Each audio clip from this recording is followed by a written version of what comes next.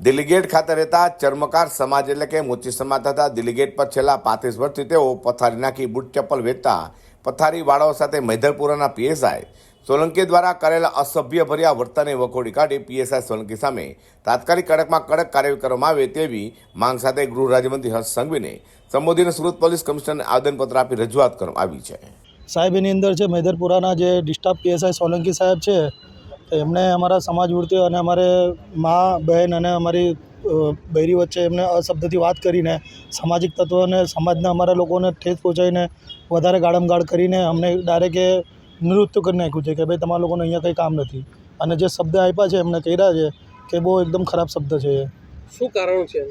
અમે સાહેબ નરેન્દ્ર મોદી સાહેબ આવ્યા હતા અહીંયા સુરતમાં તો દબાણ હતી તો અમે લોકોએ 15 થી 18 દિવસ લગીને દુકાન નહીં લગાવી। અમે દુકાન લગાવવાના હતા તો ભાઈ મ્યુનિસિપલવાળા સાહેબ કે તમે કાલથી લગાવો, તમે સાઈડ ઉપર લગાવી લીધી દુકાન તો સાહેબ પહેલાં આવીને કહે કે ચાલો ભરો કે અહીંયા દુકાન નહીં લગાવો, તમે હા પાડી દીધી। ભાઈ સાહેબને શું થયું શું ને ડાયરેક્ટ ગાળથી વાત કરીને ડાયરેક્ટ સામાજિક કે તમારા જેવા મોચું લોકો અહીંયા જોઈએ નહીં, આમ નહીં, તમારા લોકોનું બહુ નાટક થઈ ગયું છે એવી રીતે અમને બોલીને દંડા ઉચકાવીને અમને રિક્ષામાં બેસાડીને પૂરી મૈધરપુરા લઈ ગયા એ લોકો। કેટલા વર્ષોથી તમે ત્યાં ધંધો કરતા? 35 થી 40 વર્ષ થઈ ગયા સાહેબ। અમારા બાપ દાદાઓ પણ એ લોકો અહીંયા દિલ્હી ગેટ ઉપર ધંધો કરતા બૂટ ચપ્પલનો, જૂના બૂટ ચપ્પલ। તમારી શું માંગણી છે?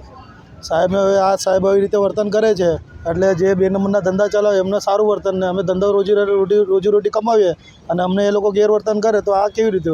એટલે અમે અમારા સમાજના હિસાબે અમને એ કરે છે કે કઈ રીતે કે પૈસાવાળાની દુનિયા છે।